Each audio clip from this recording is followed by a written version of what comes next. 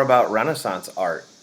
This is an example of pre-Renaissance art. This is medieval art, and what characterizes it is highly religious themes and very little depth or perspective. Very little depth or perspective in the painting, and therefore a lack of realism. A lot of the figures look very similar. There's not a lot of individualistic, distinctive features to the various characters, even though we're talking about Charlemagne, a major king in the early Middle Ages, and a pope. And then additionally, the figures look kind of cartoonish and flat in a number of regards as well because of this lack of perspective, in combination with a lack of depth out into the countryside. Countryside and the way the church is situated into the countryside do not look very realistic. Similarly, in medieval, so here's an example of medieval painting, obviously.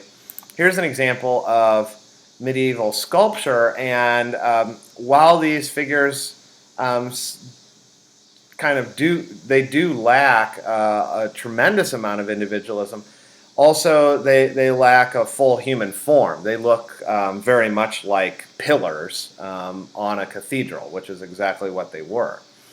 What the Renaissance introduces is a much more realistic and natural portrayal of human beings and of scenes.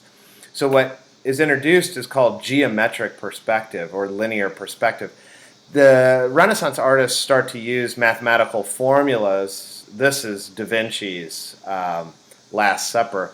They start to use mathematical formulas to provide greater depth to their paintings, make it look more realistic, and they paint more individualized, realistic portrayals of the characters contained within. Another major approach to provide more realism and technique was called chiaroscuro, and this means light and dark. And basically what you're doing is you're using darker tones and lighter tones to make it look like the figures are occupying real space. It's another way to give a scene a greater value. So with this, you've got the greater realism and naturalism of Renaissance art. Let's take a look at a scene, obviously a famous biblical scene, depicted over time. You can see here, this is the medieval representation of Adam and Eve kicked out of the garden for the original sin. And you can see the human beings here are looking quite frail and spindly, very coward and insignificant. Now, look at some of the changes that start to take place with the human form over time as we enter into the 15th century and into the Renaissance. Here you can see the human beings in Masaccio's expulsion from the garden are much more robust and significant. They're standing upright.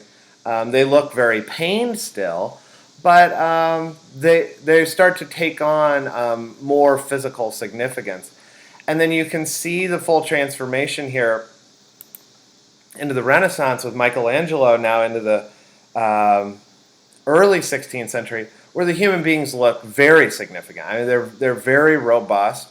They look like they're being kind of unduly or unnecessarily chided by the angel at this point. Like the angel is overly aggressive towards the human beings.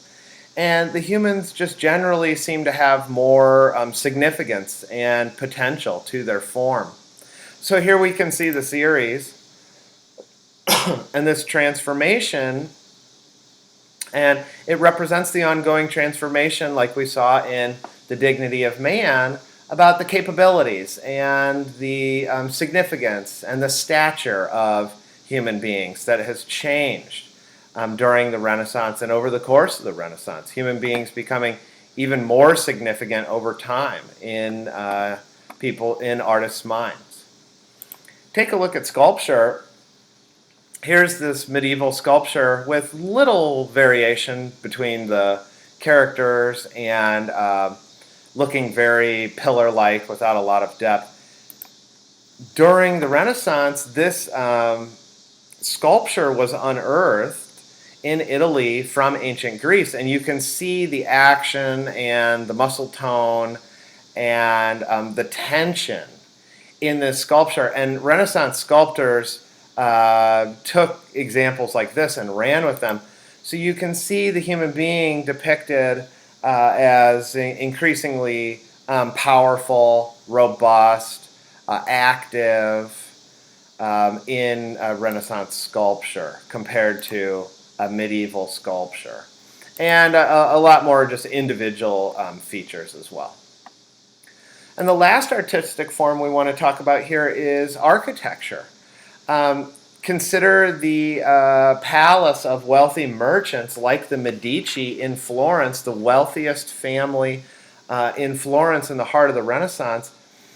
And they are building themselves monumental buildings. This is, for its age, this is a skyscraper. And these buildings are built to what? To glorify who or to promote what? They're built to glorify the wealth and power and the worldly ambition and the status of the Medici family themselves. You can see the interior of the Medici palaces where the walls were filled with artwork and the halls filled with sculpture. You had passageways that had beautiful fresco murals on the ceiling, etc. All this is meant to glorify the Medici's worldly achievements and to promote and project their power then and into the future. And of course, contrast this with the biggest buildings in the medieval time period. The biggest buildings in the medieval time period, of course, were the cathedrals, built to the power and the glory and the stature and the greatness of God. Here you can see the individual family, the promotion of the individual family, and their wealth and authority well on display in the form of the Renaissance palace.